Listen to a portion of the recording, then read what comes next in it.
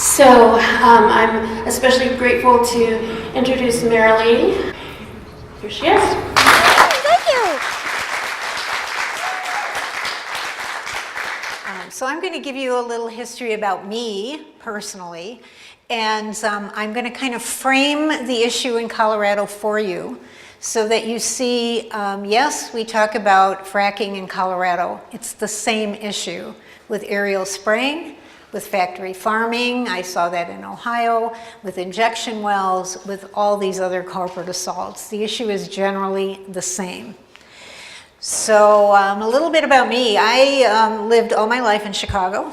My mother's family go back there 150 years. So when I retired, my son and my daughter-in-law and my young granddaughter at the time decided to move to Colorado. And I retired and I thought, I hate this weather. It just so sucks in Chicago. And so I decided to move to Colorado. Before I retired, I was a corporate executive with McGraw-Hill. I was a vice president of the company. And I was in textbook publishing for about 35 years. So I was in the corporate environment and I know a little bit about how it works.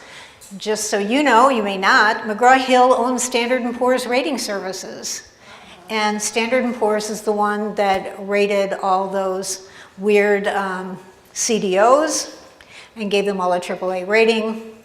And after I retired, there was a lawsuit from the Justice Department. I believe McGraw-Hill paid close to $3 billion to settle it. No one went to jail, of course, because no one ever does. So here you are. I am president of the Colorado Community Rights Network, and I've been in Colorado 6 years now. So I'm a relative newcomer and a carpetbagger. Fortunately, there's so many other carpetbaggers in Colorado that, you know, they don't really count me. And our local group in Lafayette, Colorado is called East Boulder County United. And that's how we started down the path of community rights, with a small group of people. There were, I believe, 5 of us. That tells you how small it can be to start this fight. And one of our activists said to us when we were sitting in somebody's apartment in a snowstorm, we should talk to these people at the Community Environmental Legal Defense Fund in Pennsylvania. I think they're very interesting. I think we should reach out to them. We're trying to figure out what to do in our community. We knew that fracking was coming to us. And we reached out to them, and we were just so impressed by what we heard. It fit everything I knew from being in the corporate environment. And we decided that we would base our ballot initiative on CELDF and the community rights. And I would stick with that to this day after 6 years. I wouldn't change a thing about it. So let's do this. This is what most people think of as Colorado. This isn't unusual to you guys. Your state looks like this. Beautiful mountain community. This is a picture actually I took right near my house, about a mile away. I'm just outside Boulder, Colorado, where the University of Colorado is, and maybe 8 miles, 9 miles east of that, and about 20 miles north of Denver. So I'm in that Denver metro area. And our community and our county buys properties, agricultural properties and ranches, for what they call open space. That means they retain the agricultural feel. They may allow leases on it with horses, but there's walking trails. It's beautiful, and there you see the Rocky Mountains in the background. So that was just me out walking my dog and took that picture. This is my community, Lafayette, Colorado. There's really no natural lakes in Colorado. I think there's one. These are all like reservoirs or recreational reservoirs where we store water. But that's in my community.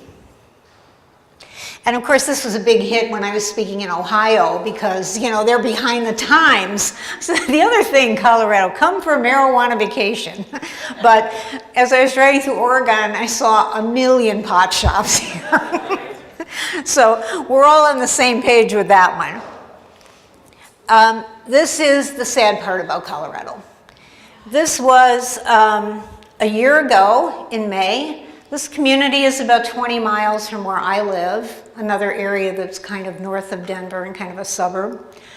New houses that have been there 4 or 5 years. And there is a story with this. There was a well, an old well, near this house. In this community, the city allows developers to build new homes within 150 feet of an existing well. And so, of course, developers love that because they can squeeze more houses in. And so these houses were all built, these people moved in. The well was initially shut down, and a flow line or gathering line was shut off. The valve that should have shut that line off was turned on.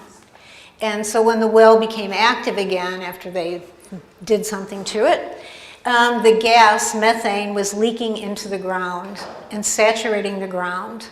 Nobody can smell it when it comes out of the well. They add a odorant to it when it goes in your house, so nobody smells it. It doesn't poison you. Methane is not, direct poison. And so it saturated the ground around this house. The house had French drains around the basement, and so the methane seeped into the house for 3 years. The owners had water heaters. Now the house was maybe 4 years old. They had replaced the water heater twice, probably because there was so much methane in the basement that it was continually burning and burned out the water heaters. The second water heater burned out. The owner called his brother-in-law, who was a master plumber, and said, we need to replace the water heater again. So down they go in the basement, replacing the water heater. At this point, they must have done some kind of welding or something, and there was enough methane in the basement. The house blew up. The owner and his brother-in-law were killed. The owner's wife was home. She was severely burned. One of their children were home. They were burned, not severely, and one of the other children was out of the house at the time. This is what our governor said. Governor John Hickenlooper, I'm going to talk about him a lot. He said, when they interviewed him, right after this happened, and this was all over the TV news, he said, well, you know how it works when you're replacing a water heater? A couple of guys go into the basement, and you have a couple of beers, and the next thing you know, basically he's implying they did something stupid. The fire chief in Lafayette told me the fire department that made the call on this, they knew right away what had happened. They could tell by the way the house exploded. So, and this is another view of it, an aerial shot from a helicopter. The Colorado governor announces next steps for oil and gas sector after deadly Firestone explosion. That's the name of the community, Firestone, Colorado. And here's what the community was told to do in Weld County. Free explosive gas detectors offered to all Weld County residents. So you could go to Home Depot and get your free explosive gas detector. Yeah. This was about 6 weeks after the home explosion. This is actually a well pad in Meade, Colorado. They had another explosion there and a worker was killed. The workers, by the way, it's just an aside, the workers who work on the rigs are not direct employees of these energy companies, they're contractors. So the energy company employs the executives who make all the money and a lot of engineers, many of them from Colorado School of Mines, but the people who do the actual work don't work directly for them. There's a liability issue and all that kind of stuff, so they're all contractors. Oh, and here's another one. It never ends. And this is all in my area north of Denver. This was in Windsor, Colorado last December. And this was a drilling operation. In fact, so they were in the process of drilling. There is a detector in what's called Boulder Reservoir near the city of Boulder, 40 miles away, the only one in the state that records volatile organic compounds and can measure the air direction. And they were picking up spikes in benzene that whole day.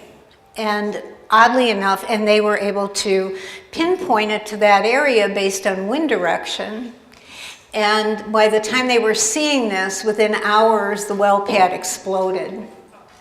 The people in Windsor, Colorado, those are houses, by the way, those lights you see around there are right around the well pad. Nobody was evacuated. And this thing was leaking emissions for hours before it finally exploded. So nobody did anything, nobody knew it at the time, and the well pad finally exploded. I think there was one injury at that one, no deaths. This is a suburb right next to Lafayette. You can see all the rooftops. Those are rigs, oil and gas wells, right behind the suburb, but I'll show you some more. This is a playground in the suburb next to me in Erie, Colorado. Look at the little kid, and you can see the well pad behind it. That's a rig. Those walls there are put up to minimize noise, and also so you don't see what's going on behind them. These are not, what's being done now is not an individual well where you drill and there's that bucolic little pump jack. These are massive well pads. In Texas, they say they're the size of military installations. The newest well pads in Colorado, you'll have one giant well pad with 56 wells. So you drill down and go out in all directions from one well pad, and that's what this is, one of the massive ones. There's another shot, a kid playing in the playground. It's hard to believe, isn't it? It's just, it's stunning to look at this. People moved into these houses. There's a lot of people coming in from out of state in Colorado. And there's a housing shortage and housing prices are going up. And people buy in these new developments because you get a brand new house. And in this area particularly, they're more affordable. So you can get a big house for $500,000 with 5 bedrooms. And all of a sudden you've got this in your yard. And people are shocked because nobody comes into Colorado and understands this. We all have the image, it's green, it's environmental. And so we don't see, coming in from out of state, you don't see the state as an oil and gas colony. As you say, some of you have told me, you're a resource colony. We're a resource colony too. This is another interesting story. These kids are out on a playground at a school in Greeley, Colorado. And this, by the way, this well pad is the closest well pad to a school in the United States. There was a lawsuit about this one because it's become a social justice issue. This driller, extraction oil and gas, intended originally to drill in another area of Greeley where there were larger homes and people who were more vocal. And so they decided to pull out of that area and instead drill in this area. By the way, they can drill 2 to 3 miles underground. So this area is a low-income Hispanic school.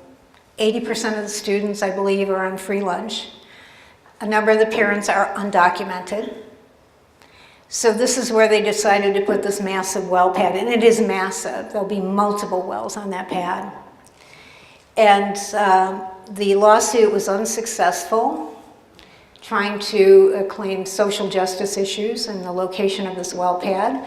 The state permitted it, and they basically said to the kids, go to hell, we need to make some money. So there's the kids out on the playground. This was a photo from just a couple weeks ago. One of our activists has a drone, and he flies them over the well pad so you can see what's going on inside those tan walls that are supposed to be for noise control but are really to keep you from watching this. There's a lot of compressor trucks there, the pressure to drill the well. There's tanks, they could have water in them, they could have fracking chemicals. And that's what it looks like on the inside. By the way, the guy who has the drone was flying this, because these well pads are right in his backyard, and he got a cease and desist letter from Extraction Oil and Gas. There's no reason why you can't fly a drone in Colorado. There's no laws against it unless you're hovering outside somebody's bedroom window and stalking them.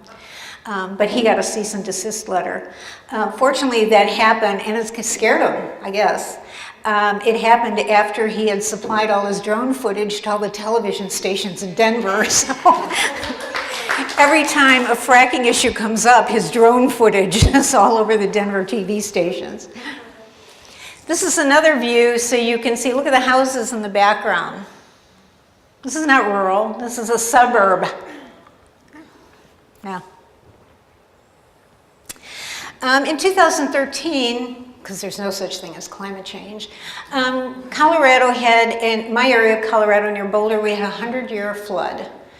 And this is just a picture to show you what happens and how close these are to homes. This is an older well, not a current one. That could be oil in that tank, it probably is. And it's pretty much floating, but look at the distance to the houses. Some of these wells are drilled on floodplains. Here's another one. You definitely want to eat those cows if they get to the feedlot, which they will. There's another one that was flooded, and they were leaking in the flood. It was that bad. Here's another, look at the size of the house right behind the well. So these are not poor neighborhoods. I mean, they will do that if they have an option. But they're right into the Denver suburbs and moving right into Denver almost. This one, there's a story here. You can see 3 executives, 4, 3, 2 from the bottom. This is Extraction Oil and Gas, the company that put in the well pad next to the low-income school in Greeley. The guy at the bottom, Matthew Owens, is in his early 30s, but several years ago, maybe 5, 6 years ago, he was written up in Fortune or Forbes magazine as one of these up-and-coming entrepreneurs, because he was 28 at the time. He went to Colorado School of Mines, and he lived in a neighborhood where one of his father's friends apparently had some money, and they had money, and they formed a small company. And this is a driller that specializes not just in Colorado, but in the Wattenberg Field in Colorado. That's in the suburban area north of Denver and up into Greeley. So they specialize, almost specialize, in residential neighborhoods. In 2016, after struggling a bit, they did an initial public offering, and so this company is now traded on the NASDAQ. So now their information is public. And you can see over to the far right their compensation package that they all set up for themselves in 2016. 26 million, 22 million, and 26 million. That's not just salary, that's stock options and stock. So last December, Mr. Owens sold 400,000 shares of stock. Again, that's publicly reported now. That's the downside of getting shareholders with their money. You got to report. He sold 400,000 shares, so he made a cool $6 million right around Christmas. Merry Christmas to you. Their company lost $500 million last year. Unfortunately, if that were the way to get rid of them, none of them are making money. None of them. They're either selling stock or they're in debt, usually with junk bonds. I read a financial report just last week about this, and I'm very interested in that kind of financial reporting. And it said that the guy who's reporting did a whole analysis of various shale producers, and he said it's a bigger Ponzi scheme than Bernie Madoff by far. Because it's just a round robin of debt, where Wall Street people sell the debt and the junk bonds, they make money. These guys got a compensation package where they can dump the stock as soon as it vests. And pretty soon they're out of it. They've got their millions. I always say they got their millions in the Caymans and they're sipping Mai Tais, and then they sell the rest of the leaseholds to someone else to come in or clean up the mess. So it's really, it's a moneymaker. It's a moneymaker for these guys, and the hell with everybody else, basically. That's how it works. Okay. This is, if you're not familiar with Colorado, you see Denver right there. I'm about 20 miles north. That whole area from Cheyenne down into Raton, Mexico is what's called the Front Range of Colorado. In that area, Denver and north of Denver up into, almost into Wyoming and into Wyoming is a big shale formation. There's another shale formation down south in the area at what's called the Four Corners. That's where Colorado, Arizona, Utah, and New Mexico meet. It's another drilling area, a hotspot for methane, by the way. They can see it from the satellites. And then on the other side of the Continental Divide, in what's called the West Slope, a little west of us, is another oil and gas operation there. And that's the one that you're getting here. Because the West Slope gas, in my understanding, what I've read, is what's called a dry gas. So when they drill there, they get natural gas, that's it. When you drill in our area, you get natural gas and oil. In fact, the company I just referred to made 4 times as much revenue from oil as they did from natural gas. So they're in a bit of trouble on the West Slope because, you know, the natural gas market sucks, basically, and they've got to get rid of that gas. So I'll come back to this topic. This is, I live in Boulder County, Colorado, and you can see the arrow for Lafayette. And you can see there's a dividing line there between Boulder County and Weld County, and those little dots are all wells. Firestone, the area where the home blew up, has another, we've got a little arrow pointing to that. This is from the state's website, oil and gas website. And this is a couple years old, so there's more of them now. Say they're 150 feet from a house? A new development in Colorado can have homes built as close as 150 feet to an existing well. And that's the developer. If you are putting in a well next to an existing home, the setback is 500 feet. If it's a school or high occupancy building, it's 1,000 feet. But the state can waive that requirement, by the way, just in case, because we don't want to make any problems for drillers. This is kind of another view of the wells. The blue ones are all plugged in abandoned wells. They're old ones. Of course, nobody knows where these are, some of them. These are the ones we know they're there. There's more that nobody knows about. And the red ones are all new wells that are coming online, and you can see right at the bottom there, you can see Denver, and you can see where I am, where all this stuff is. Yeah. So there we are.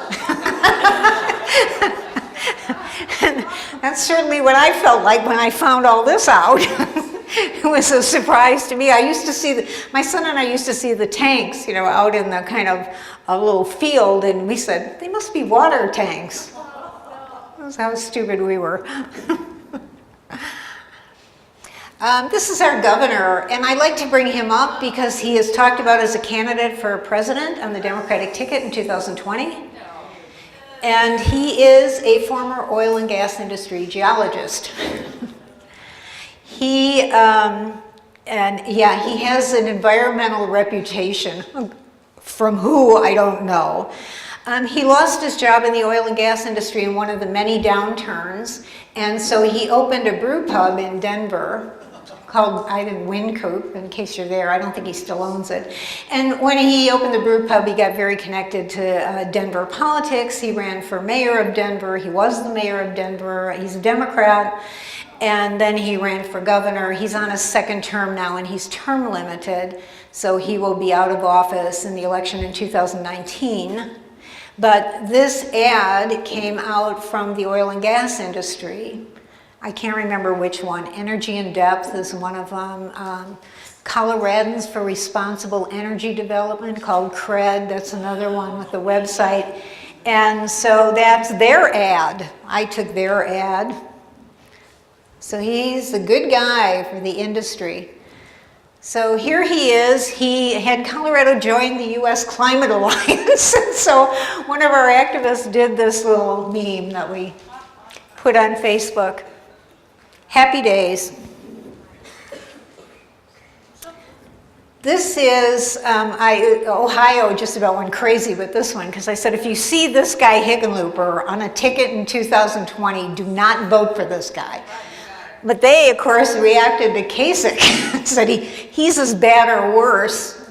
But this was going to be the nonpartisan ticket, a Republican and a Democrat, both of them. Ohio is drilled to high heaven.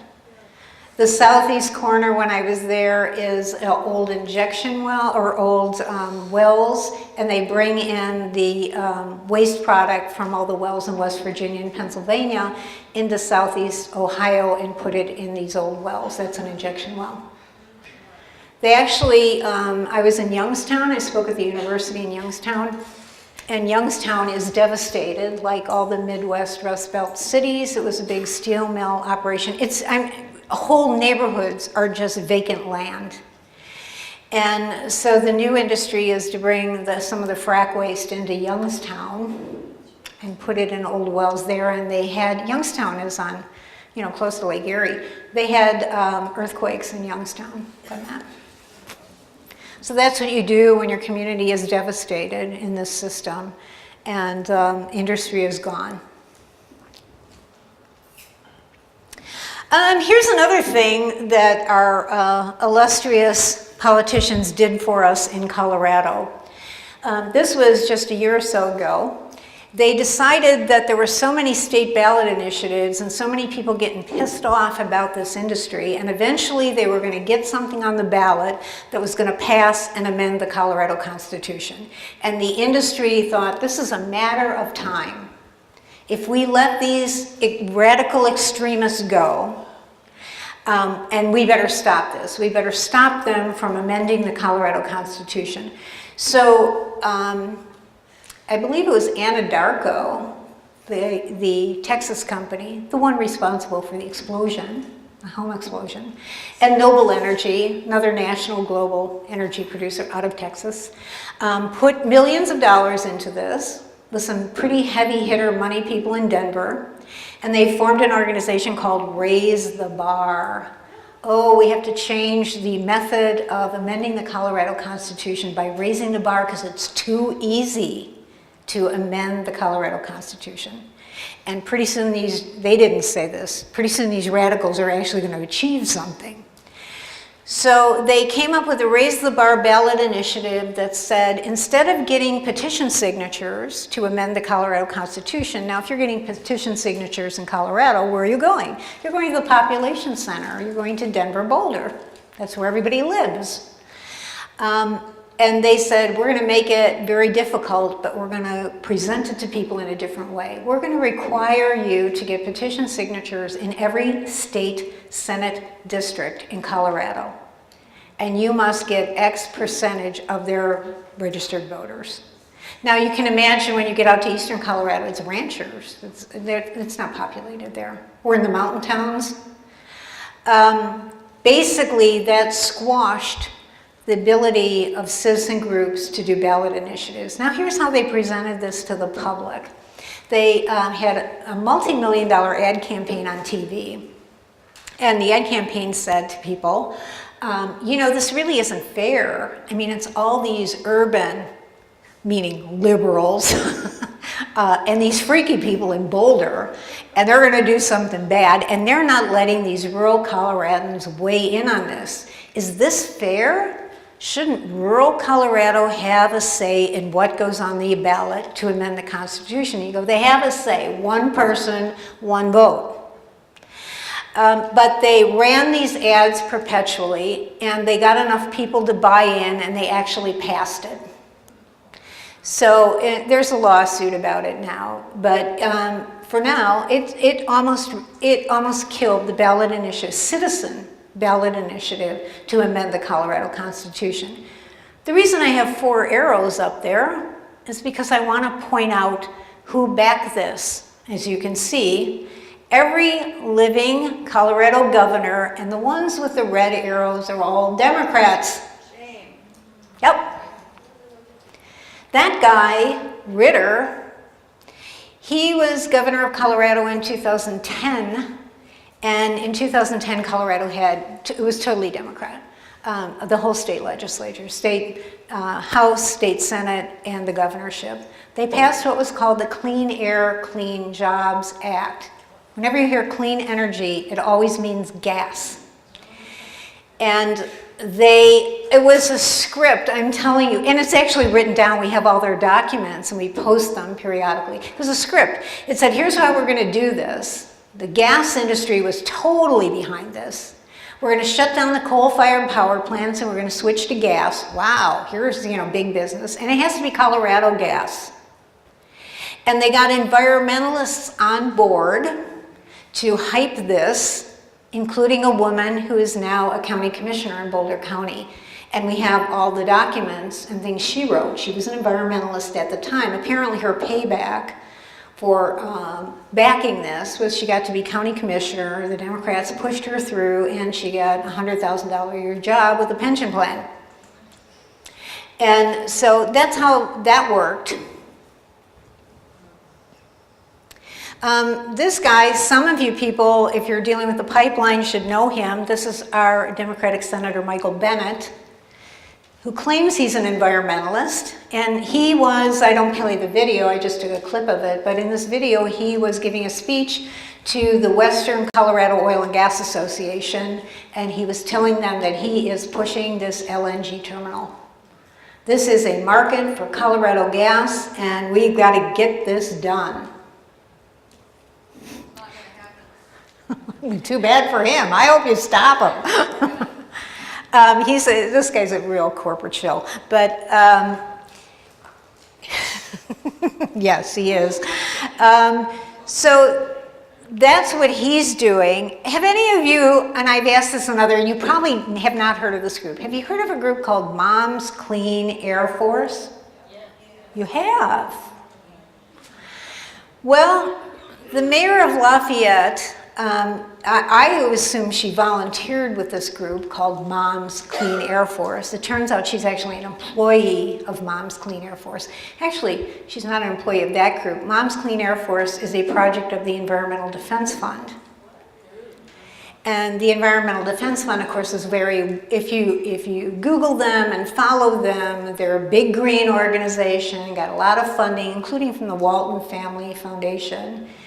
And they are believers in the free market solution to pollution. Carbon tax, so it's all going to be great. We don't have to change the system. We just have to work it a different way so that everybody can keep on making money while we're all poisoning ourselves. So that's Moms Clean Air Force. So that's a preface to the next one. This is a picture of some women with Moms Clean Air Force. And they are in Senator Bennett's office in Washington. That's our mayor with the red arrow. And the document they are both holding says freedom from pollution. So we're getting conned on both ends of it. We're getting conned by the green organizations, we're getting conned by politicians, and we're getting conned by the industry. And they are working together, including down to the level of a mayor of a city with 28,000 population. Oh, I found this just about a week ago. It's Pride Week in Denver, and this showed up. Cashing in on this too. By the way, the industry in some of these communities actually buys them fire trucks and does that kind of stuff. Yeah, they sponsor the farmers markets. Yeah. Here's another one. Fracking company teams up with Susan G. Komen and introduces pink drill bits. Can you believe this stuff? How stupid I think everybody is. So this is one of my favorites, and I've seen you guys use it in some of your material as well. We just don't know our power, and we've just got to figure that out. So here we are. Now we're going to come down to the level of my community. You can see how happy the other counselors are, can't you, with this?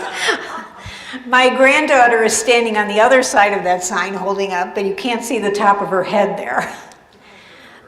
This is what we have to do at our city council meetings. This is what we have to do at our county commissioner meetings. This is a slog. It's gone on in our community for 6 years, and you have to keep doing it. And I know people get burned out. You know, I've talked to your people here, our people do too, and go, oh, it's hopeless. What can I do? But I'm telling you, it has to keep going. It has to keep going. So,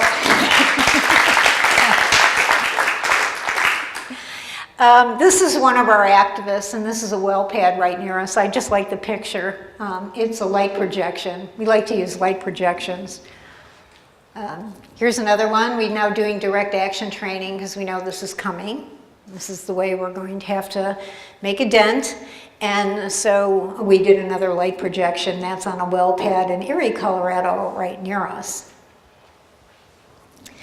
I like this one because those are my hands in that picture. In 2013, after we contacted the Community Environmental Legal Defense Fund and we decided this is what we want to do, we want to do a ballot initiative to ban fracking, but we want to do it based on our rights. And so we did that in 2013, and that is me turning in the petitions to the city clerk in Lafayette. And this is what our charter amendments said. We are a home rule city, by the way. I'm sure it works similar here. You can be home rule or statutory in Colorado. If you're a home rule city, you have what's called a charter. It's your own municipal constitution. If you want to amend that charter, you have to do it by ballot initiative. The city council can put issues on the ballot and let you vote for them. They could have amended the city charter, and in fact, we asked them to. And said, why don't you do this? We know this fracking is coming to Lafayette, and we want to be prepared. We'd like you to put this on the ballot and put it to the vote of the people. By the way, our city council is all, air quote, progressives, and they said no. And we said, would you actually pass it as an ordinance? And they said no. And so we said, well, we're going to have to do it ourselves. We're going to have to put it on the ballot. And we did, and I was one of the proponents of that ballot initiative.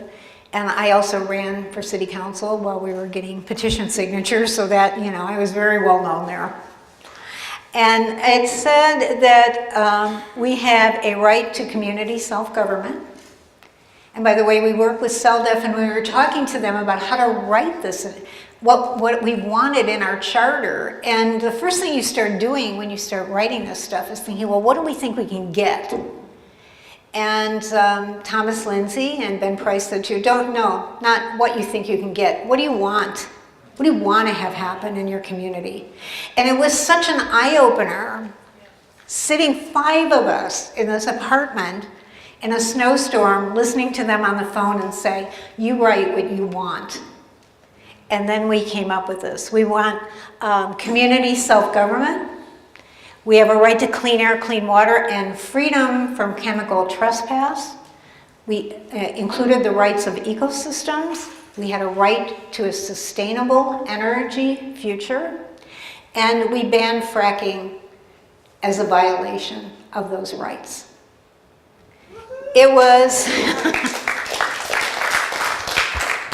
We were the first community in Colorado to do that, and so far we're the only one to do it. Now there's another one, Paonia, up in the mountains, and they're working on one as well.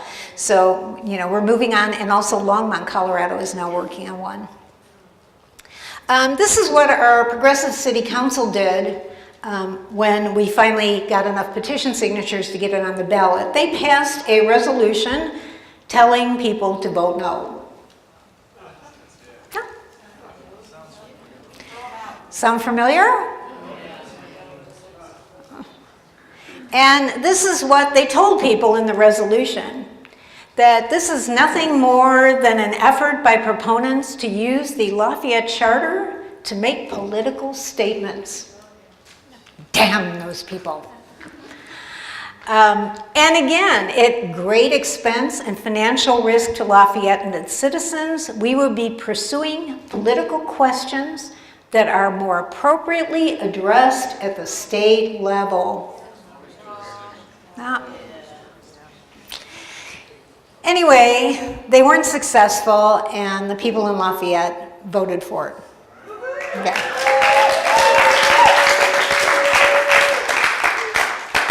So 2 weeks after it passed, we were sued by the Colorado Oil and Gas Association, which, of course, that's what they do. And there were other communities near us, very suburban type communities. 2 of them passed moratoriums. I thought that was very feeble. You know, we just want to time out until we figure things out, thinking that's a trick, you know, that'll pass muster. No, that didn't pass muster. They were sued too. And the community north of us, Longmont, passed, well, they banned hydraulic fracturing within the city limits, but they basically said, we're banning this technique of extracting oil and gas. If you drill vertically, we're okay with that. So they, you know, again, looking for the trapdoor, looking for the trick, looking for the whatever's going to work. We were the only ones that used a rights-based approach. When we were sued, all of our municipal attorneys got all verklempt. Oh my God. And they hired outside counsel because, of course, you need an attorney familiar with the oil and gas issue. The only problem with that is the oil and gas industry spreads their wealth around to all the law firms, so they're all connected to the industry. But anyway, we all found some attorney to represent the city in the lawsuit, and all of these attorneys took a legal nosedive. What they did is they addressed the issue on the basis of state preemption, and the industry said, yes, exactly, that's what we want them to do. And all of the communities lost the lawsuit on the basis of state preemption. Our organization, which we call East Boulder County United, we applied to be an intervener in that suit because we wanted to bring up the rights issue. We had an attorney, and we went through all the legal process to do this. The city council, again, the progressives on city council joined with the Colorado Oil and Gas Association. They filed, I believe, briefs with the court and said they did not want us to be an intervener in the case, and the court said we could not be. That's highly unusual. Usually if you're an organization that proposes a petition, you become an intervener and can make your argument. So the city council basically joined with the oil and gas industry to stop that. By the way, our city council, the people that are currently on city council that were on city council at this time, they lie about this. They tell people, well, that case went to the Supreme Court and the Supreme Court ruled against us, so there, you know, you can't do this. And we've had to constantly come back and tell people, you are lying, you prevented us, and that includes our mayor. You prevented us from being an intervener in the case. We were never allowed to make a rights-based argument. So what did we do in the interim? There I am again. See, I'm famous on the front page of the Boulder Daily Camera. We did 2 state ballot initiatives. And we tried that. That's very difficult to do if you're not funded to the tune of $250,000 because you basically have to pay petitioners. You have a very constrained time frame, 6 months in Colorado to do a ballot initiative. This was before, of course, we passed the recent amendment stopping this process. And again, so that was very difficult. We had competition from one of our U.S.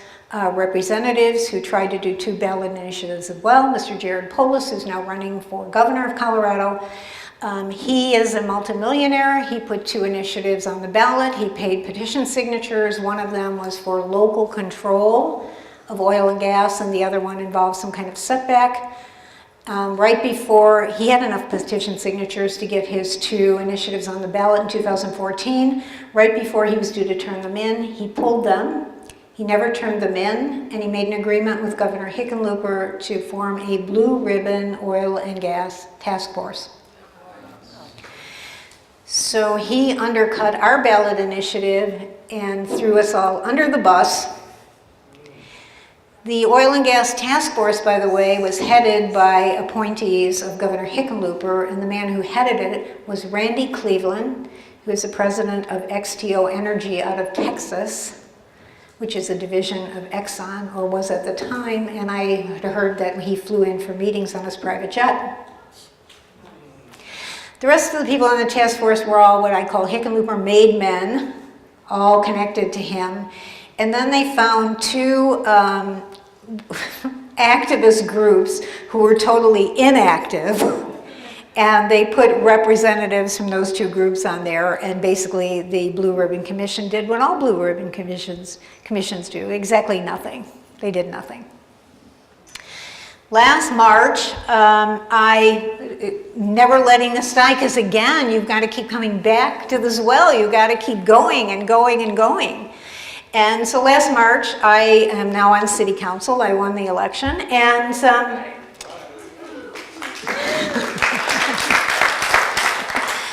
last March, I proposed an ordinance to our city council that we called the Climate Bill of Rights. It's basically almost exactly the same as what we proposed for our charter amendment. At the time, Lafayette has 23 wells. I think 23 or 24. I think there's only 9 of them that are producing. They were all drilled in the late 80s or 90s. They're old wells. They're property with one well and, a tank, and that's it. And our city council would tell people many times, they'd say, why are you people here? Why are you bugging us? We only have these 9 operating wells in Lafayette. We haven't had a well drilled here in 25 years. And you guys are just bugging the hell out of us for something that's not going to happen. So anyway, I proposed the Climate Bill of Rights. This is how this went down. And I also proposed disobeying the law. This was our Climate Bill of Rights, and our preface to that, and we have some Native American support for our efforts, said we declare alignment with the 7 generations principle of the Indigenous First Nations, understand the environment as common to all, and base our actions upon its indefinite protection. I love that line. Mm-hmm. Isn't that eloquent?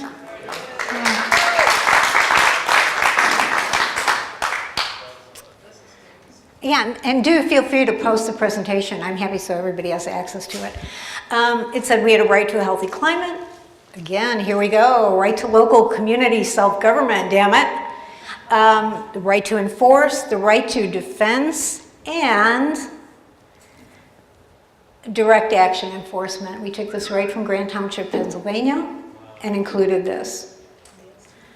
This generated, almost everybody there had a stroke, including the police chief. Why, we can't do that. And the line was, we can't do that to Police Chief Basher. And you go, excuse me, we're living with the wells. So after I proposed this, one of the other counselors decided to rewrite it. And he took out the direct action enforcement, and he kind of took out our beautiful wording, but he kept the guts of it for some reason. And I was infuriated because I proposed this. We had, again, we have people coming to the meetings because they can't just wait for me to do it. You can't have one person on this council. You got to have people at the meetings pressuring. As awful as it is to keep going back and going back, you got to do it. So I was infuriated. The council passed that rewritten version on the first reading or first vote, and it was up for a second reading, and I said to the mayor, I'm going to be out of town, and I want this tabled until I come back, because I'm the one who proposed it, and I want to make a statement about it, and I want to petition again for this. And they voted on it while I was out of town. Yeah. And they passed it, thinking, thank God we got those people off our back. It's only symbolic. This is just, bullshit, basically. And so off it went in its version, and there it sits. It's now part of the city code. What happened after they told everybody that there hasn't been a well drilled in Lafayette in 24 years? Last October, or I think last summer, a driller Mr. Extraction Oil and Gas, those guys with those big salaries, filed what's called a spacing plan. A spacing plan is basically telling the state, we have dibs on this area and the mineral rights in this area, very wide area, I think it was 1,280 acres. And we are going to be drilling here, you know, to get the minerals. We don't know where the well pad will be yet. We're just signaling that this is going to be our area. And the area they filed the spacing plan for is unincorporated Boulder County in the northeast corner of Lafayette, under my house and the school where my grandkids go to school. So now, what do you think happened? Of course, all hell broke loose now. Because here it is. Somebody passed something that they thought would be symbolic, which is essentially a ban, and now we got to deal with it. Now what are we going to do? Oh my God. So this is what the city council did. They decided, as I keep mentioning, you passed a ban. It's a ban. I don't care how you worded it. It's a ban. You took out the defense part of it, the nonviolent direct action, but it's a ban. Oh no, we have a multi-pronged approach. The multi-pronged approach is that first we're going to regulate the drillers, and then we're going to ban it. I know how we're going to do that. If you regulate first, they're there. So the city hired an attorney, a specialist in oil and gas, to write our regulations. Where do you think the attorney came from? Well, no, not quite. He's from Durango. He was on Governor Hickenlooper's Oil and Gas Task Force. So he wrote regulations. Actually, he wrote oil and gas regulations for Boulder County as well. And so what he did is he copied and pasted them. They're the same. But this is what, and this is going on right now while I'm speaking to you. These are the expressions. They're in the regulations. Fires, explosions, spills, orally toxic chemicals, flaring, not good. Notification of emergency responders, chemical safety data sheets, that's for the fracking fluid, hazardous materials, leaks, the evacuation routes. This is what we're going to have in our regulations. We're going to make extraction supply not just one, but 2 evacuation routes. I feel safe already. And then, of course, there's all the, emissions. The maximum extent frac. Yes, you caught that. You caught that. That's in every phrase in those regulations.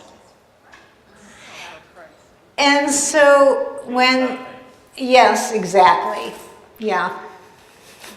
I asked when the attorney was speaking to city council, and he said, now that we've written these, they have to be reviewed by the stakeholders.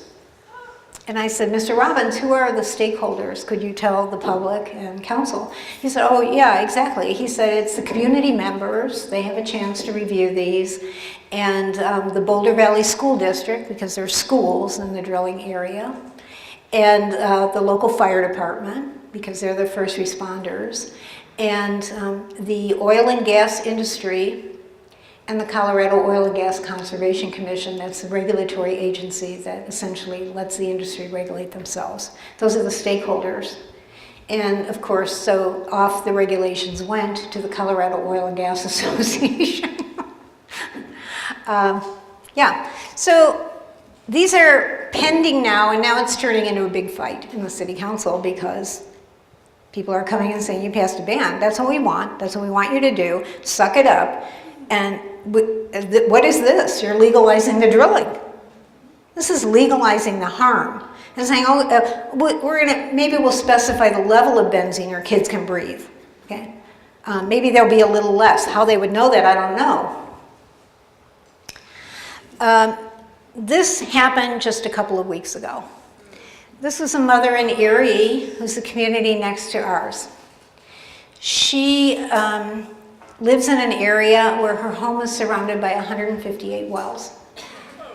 The interesting part about her, because moms and dads go and speak to, we've been told, go talk to the state, go talk to the regulatory agency. Our group never does that, unless you're going to shut down the meeting. What's the point?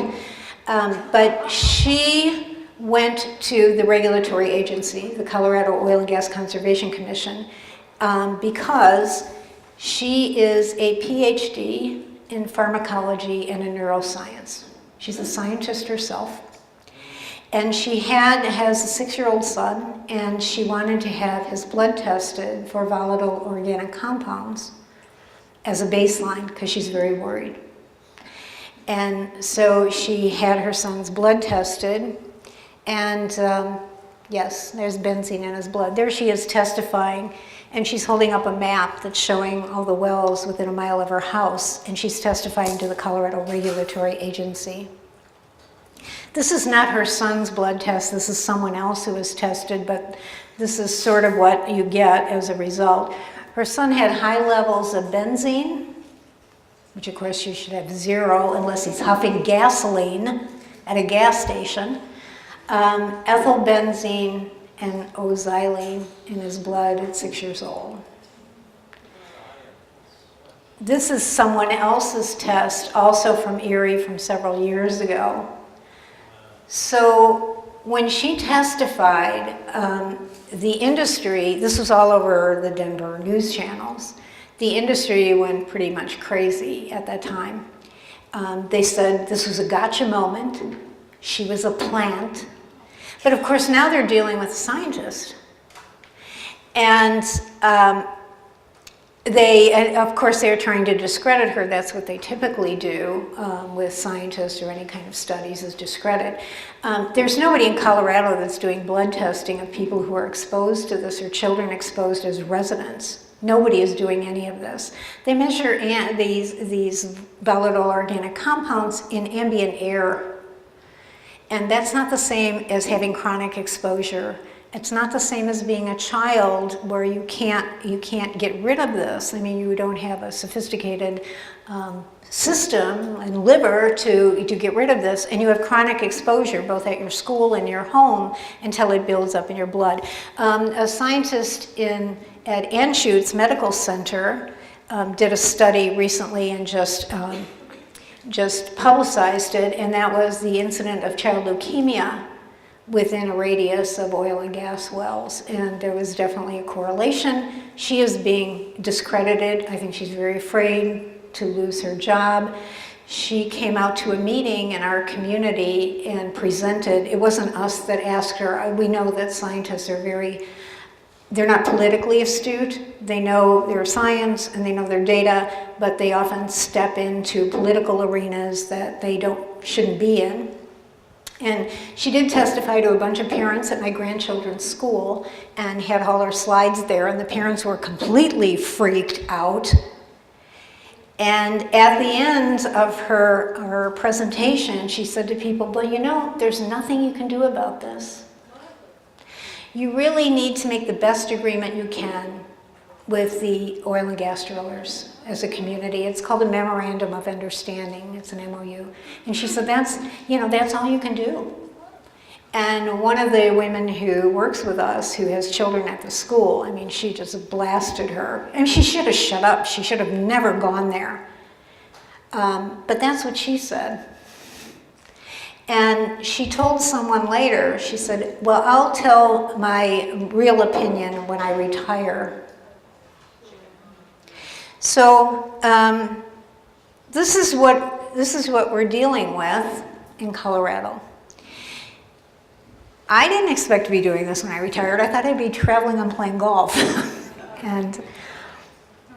But I got involved with this with a group of mothers in Erie, Colorado in 2012. The group was called Erie Rising, and these mothers were fighting a massive oil and gas well from Encana, which is a Canadian company. The Canadians are always in on this too, next to a school, right next to a school. And they had such a battle on their hands that all these women sold their houses and left the community. One of them moved back east.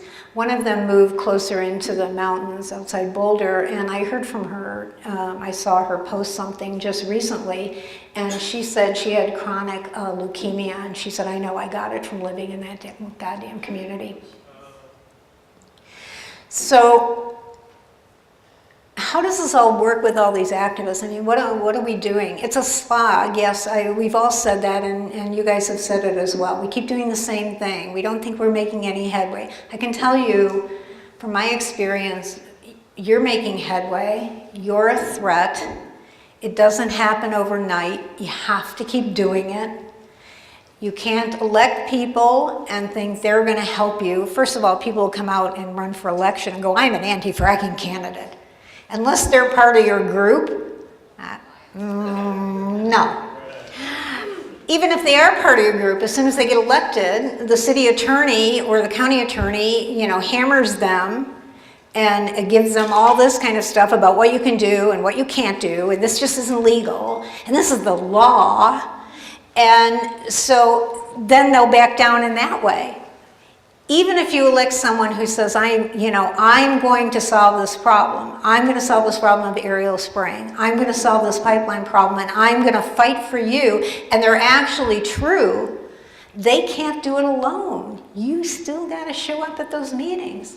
You got to hammer these people. I couldn't do it myself if I didn't have a group of people who are willing to show up on a Tuesday night and sit there until 10:30 at night and hammer the city council, hammer the county commissioners.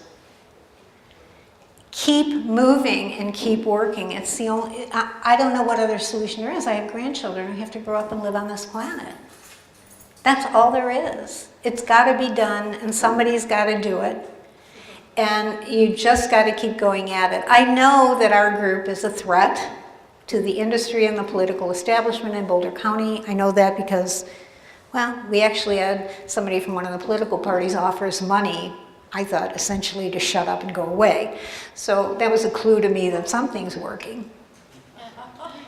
It's just keep going. We've done informational meetings with people. We schedule those a lot. We're doing a lot of direct action training. It takes a huge amount of time and effort to do this. And people do burn out, and sometimes they need a break for a while. But you just got to keep going. It's the only way to make decisions for our own community. It's so simple when you say this. People get it.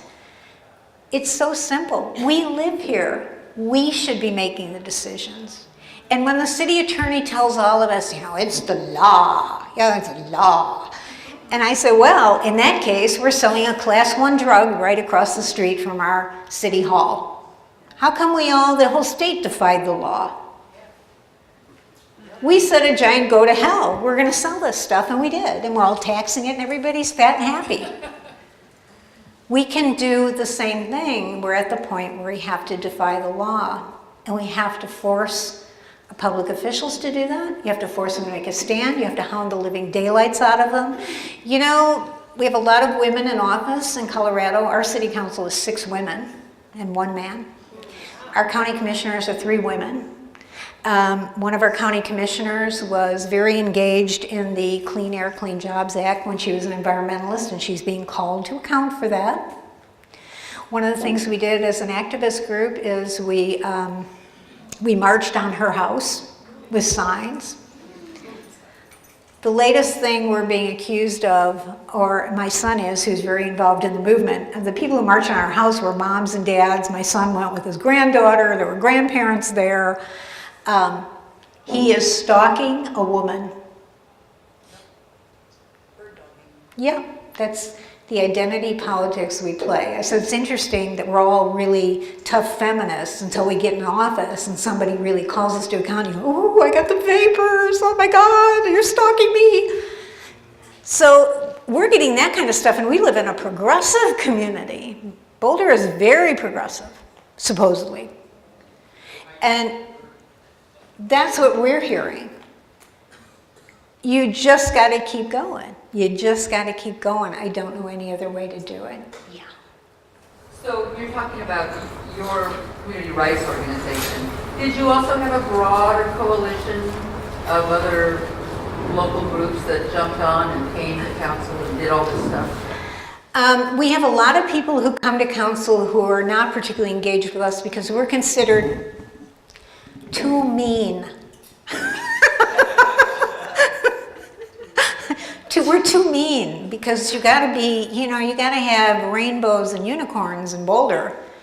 And if you actually call a spade, I mean, oh, we can't have that. Oh my God. So we often had groups that come, and what they end up doing with council is begging council, you know, please, we understand your hands are tied, but can you just make tougher regulations? And, you know, we'll go to the state legislature and testify until we're blue in the face. And we'll go talk to the regulatory agency. The guy who's the head of the Colorado Department of Public Health is a physician and a pediatrician, and he's on the regulatory agency. And the one time I was there and people were speaking in public comment, he was picking his teeth after lunch. The other ones are texting. They don't really care. But that's what people think they have to do. And by the way, the powers that be, they tell people that because you will be completely ineffectual spending all your time bleating at regulatory agencies and the state legislature. You'll get nowhere. This has got to be done locally. These are the people that you run into at the grocery store. These are the people you know in your community. Local government, county government. That's the only way to go. I'm telling you, that state legislature is owned by the oil and gas industry. The pressure has to come from the grassroots. Pressure has to come from people locally. And the pressure has to move up. There's no saviors at that level.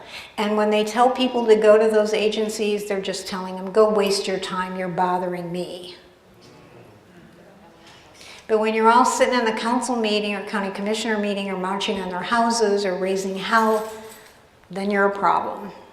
And somebody's got to respond at some point. And you know, I'm as tired as you guys are. Yeah. So I'm just in the middle of reading a book called Winning Richmond. It's about Gail McLaughlin, who became the mayor after getting elected to city council. And they got, I mean, their council, everything was owned by Chevron, the big refinery down there. And they made a progressive coalition, and they got millions of dollars from Chevron. They passed a bunch of laws. The refinery is still operating, but she's running for lieutenant governor. And as I read that book, the biggest thing that I'm getting out of it is that if you don't have a coalition, they can flick you like a booger. But if you get a shitload of people, and when you get tired, your coalition is still coming on. That's how those changes can happen. I think coalitions are great, and there's some people that we've worked with, there's some of the big greens that I wouldn't go anywhere near. I would flick them like a booger.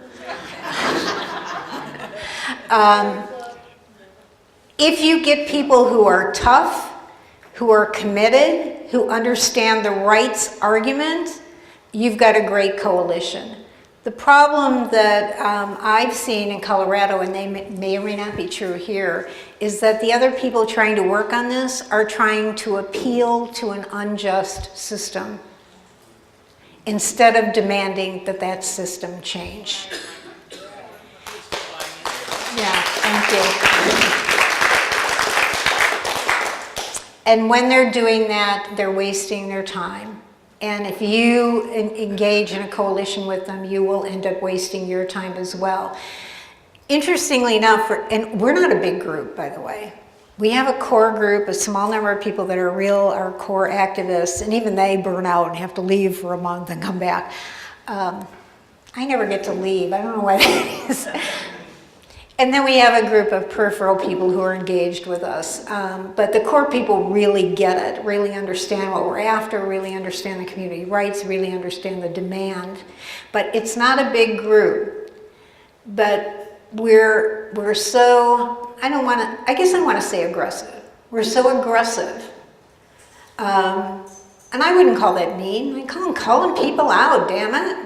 You run for office and you're a woman, get your big girl pants on. And take this shit from your constituents. So I wouldn't say we're mean, I'd say we're assertive. And we hound them. And it turns out, you know, the way things work, we've suddenly become a threat. We've become a threat primarily to the political party and the political party insiders. particularly in Boulder County, which is all Democrats. And I can tell, because we've been approached, you guys need money? You're making life miserable for all these elected officials. That tells me that we are a threat. And the threat is that this will spread. It will become contagious. Other communities will catch it. And if they do, and I've told other city councilors, so what the hell are you doing sitting on your hands? What do you think is going to happen if you say no? This is not happening in our community. What is the governor going to do? Call out the National Guard to bring in the drillers? That looks as bad as what was going on in the South in the civil rights movement. If that's how you have to get energy out of the ground. But, you know, again, it's a fight. And a lot of other councils I see, they're very obedient to the system, even though they have all these great progressive values, supposedly, on social issues primarily. They're obedient to the way the system operates. How much of the energy coming out of that is used locally and how much of it is shipped out? I actually don't know the answer to that. A lot of it is shipped out. Some is used locally, and there's a big push to ship it right here to a liquid natural gas terminal because they're not getting enough money for it. Yeah. So I really couldn't answer that question. The industry probably wouldn't even let us know because, you know, the big thing in Colorado is we need to be energy independent. A lot of ads about that, but in fact, you know, we're not. The other issue I hear from some people who are critical is, well, you drive a car, how did you get here? How'd you get here to this meeting? And I said, I always tell people, well, I would have taken a train, but we don't have one. And, you know, how do you breathe air? Aren't you breathing air? Aren't you a hypocrite as well? Yeah.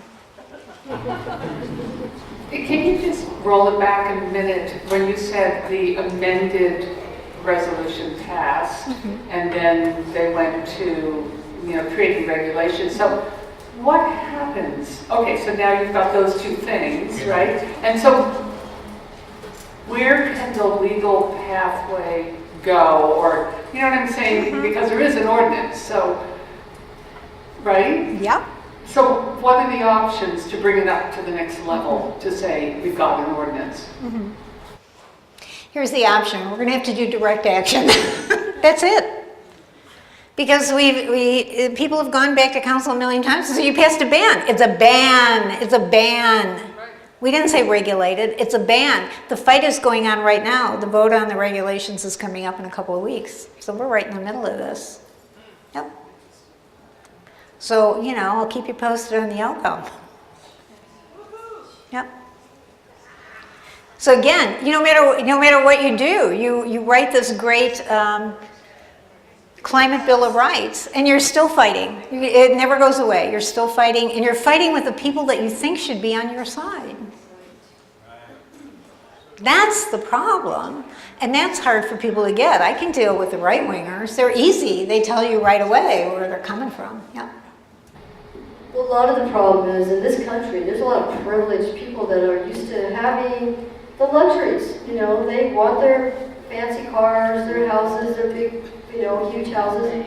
People don't want to go back or make sacrifice. And so it's the insatiable machine, you know. Got to keep pumping it out so people can have this false prosperity. That's true. And some of the other things we hear,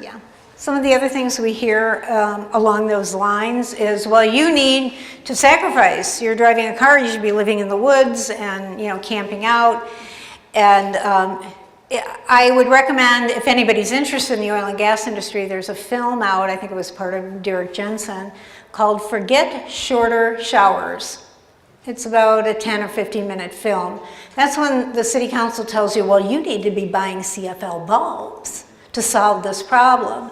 And we need more solar panels in the city. And somebody spoke at city council a couple weeks ago and said, this is great, I'll put solar panels on my house and I'm surrounded by goddamn oil and gas wells. Yeah. You have an email address? I do have an email address, and I will happily spell it out for you, okay? And the local group can also give you my email as well. My first name is Merrily, just like the word, merrily we roll along, M-E-R-R-I-L-Y dot Mazza, M-A-Z-Z-A, at Comcast.net. And if you want to email me, identify yourself as being from Oregon, because I get some weird emails sometimes. I go, whoa, who's this? Must be oil and gas. Did you have a question? I just wanted to point out that when you hire a new police chief or a new sheriff, anything of this nature, an important question to ask them during the hiring process is, in the event, that as many Americans recognize the danger of growing fascism from national level and sometimes from the state level, in the event of a conflict between state law or federal law and what your city council tells you, what will you do? Will you be loyal to the city council, or will you be loyal to the, because the federal level alphabet agencies work actively and continuously to develop relationships and all their procedures and their centers where they have their radios and all this stuff. And we need to speak up that we want those guys loyal to us. Mm-hmm. Yeah. That's a good question. I'll use it when he retires. He's getting close. We did talk to the fellow who's the current Boulder District Attorney, a new guy, came to Boulder from New York City. He was a prosecutor in Manhattan. And he's now running for office, but he was appointed to fill a vacancy because his predecessor left to go to work for the largest oil and gas law firm in Denver. Yeah. Anyway, I talked to him and I said, what are you going to do when there's direct action at these well pads and you're the prosecutor in Boulder County? And now he's kind of backed into a corner running for election. He said, well, in Boulder County, we could never get a conviction for any of that stuff, so I'd have to take that into consideration. Now, first of all, he could be totally full of it. I don't buy any of that, but the fact that he feels he has to say that is something, a small thing. Yeah, so you showed a map or two that had a lot of dead wells. One of them, it looked like maybe 2/3 to 3/4 of the wells were already dead and dried up. Is there an estimate of where Colorado is related to peak oil and gas production, and how far on the downslope might Colorado be now? I don't know the answer to that question, but I'll answer a little bit of what I know. The wells, when you're doing shale oil, particularly anywhere, within 2 to 3 years, the production is 75% of what it was initially. And so that's why the drillers keep drilling and drilling and drilling. First of all, you have investors, you have debt, you have junk bonds, you got to pay the interest. So it's like a treadmill of drilling because the drop off is so quick. You're not sticking a straw in like Saudi Arabia, stick a straw in the ground and the oil comes up. This is a tough deal, an expensive deal. There's 65,000 wells in Colorado that are active. In Weld County, the county right next to us, there's, I believe, 23,000. There are supposedly plugged and abandoned oil and gas wells all over Colorado, and the state doesn't know where a lot of them are. In the community next to it, this is just kind of a funny story, I guess, unless you bought a house there. Del Webb built an over 55 development right next to us in a city called Broomfield, Colorado. And, they have all the facilities and the recreation center and all that neat stuff. And all the old geezers like me who moved out from other states to join their kids and grandkids all bought houses here. And one of the more interesting activists who mines all the data in Colorado about the state site, posted just a couple of months ago a big map of the Del Webb development called Anthem Ranch, and showing where all the abandoned wells are. Some of them are underneath people's houses, and he put their house address in it. So in case they're trying to sell their house and somebody Googles the address, this is just sure to pop up. Some of them were in the middle of a street, some of them were in people's backyards. A lot of this stuff is old, nobody knows where it is. So you could have a house built right on top of one of them and not know it. There's been playgrounds built on top of old wells. But isn't that map pretty reflective of where, location-wise, where? Of the ones that they know of, yeah. But you know, when you buy a house in Colorado, nobody has to tell you that there's an old well underneath your driveway. It's the law. Yeah, no disclosure. The only thing that's disclosed is you do not own your mineral rights. That's always disclosed in a little phrase when you buy your house, because people are not aware, and I certainly wasn't, that there's what's called split estate in Colorado. So the mineral rights can be severed from the surface rights. Yeah, we have another question. Back to the lawsuit, when you weren't allowed to intervene, is that the end of the lawsuit that they technically won that lawsuit? Yeah, we were not allowed to intervene and make a rights-based argument. And so the city hired attorney dealt with the issue on the basis of state preemption against the Colorado Oil and Gas Association, and the Colorado Oil and Gas Association won because the court said state can preempt you. So had you been allowed to intervene? We would have at least been able to bring up the rights argument, so there would have been a record of that. I don't know if we would have won, maybe, depends on the judge you get. But if they, so say that all happened and that they still won, they were suing, what would you have been sued for? What would they have won? They were looking at overturning our charter amendment, thank you. That's what they were doing, and they did successfully. In the case of every community, they overturned all of them based on state preemption. The legal nosedive. Yeah. Yeah.